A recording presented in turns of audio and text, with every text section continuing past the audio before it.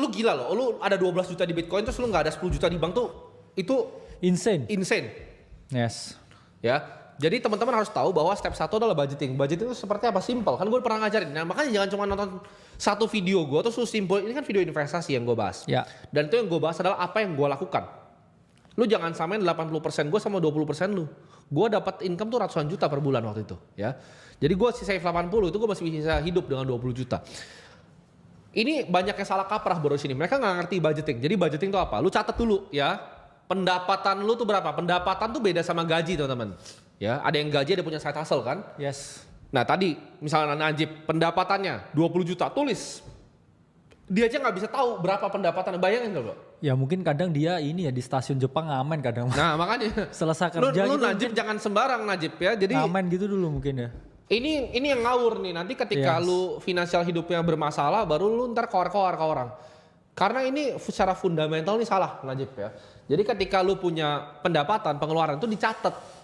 Lu aja nggak tahu tadi. Lu nggak bisa jawab secara jelas. Gue ketika income gue 20 juta bro. Dulu masih SMA SMP ya. Gue tuh ada pencatatan jelas loh waktu itu. Yeah. Kalau gue tuh baru nggak ada pencatatan tuh setelah mungkin lewat dari 100 miliar kali ya. Jadi itu gue nggak ada pencatatan pengeluaran tuh setelah 100 miliar. Tapi sebelum 100 miliar itu gue banyak pencatatan bro.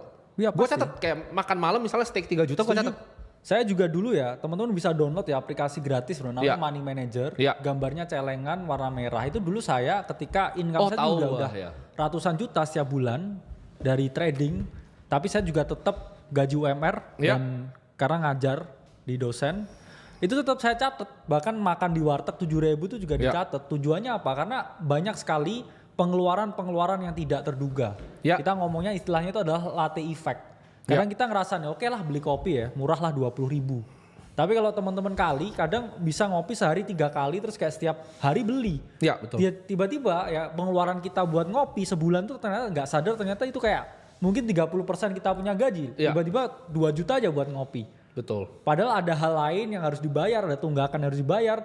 Nggak kerasa karena nggak dicatat. Betul. Itulah pentingnya kita melakukan pencatatan. Betul. Bahkan sebelum budgeting tuh pencatatan dulu. Dari pendapatan kita berapa, pengeluaran kita berapa, terus kita anggarannya gimana nih sebulan ini, posnya ini kemana aja. Ibarat gini loh teman-teman, lu mau perang nih, cuman gak ada strateginya bro. Bener. lu gak tahu jumlahnya lawan berapa. Base musuhnya di mana, ya kan? Lu harus tahu lawan tuh 100.000 nih pasukannya, lu 10.000 lu mati lawan dia. Kalau lu nggak tahu pasukan lu berapa gimana? Uang tuh kalau lu nggak perhatiin dia pergi dari lu. Damn. Ya. Jadi Najib harus tahu nih. Lu nggak jelas lu gua tanya pendapatan pengeluaran nggak jelas, pencatatan lu nggak jelas, budgeting lu itu nggak jelas. Itu lu belum masuk lu bayi nih ya. Ibarat naik tangga, itu lu tahu meme yang tangganya langsung ngangkang nggak? Nah itu lu Najib tuh. Lu belum ngerti budgeting, lu ke Bitcoin.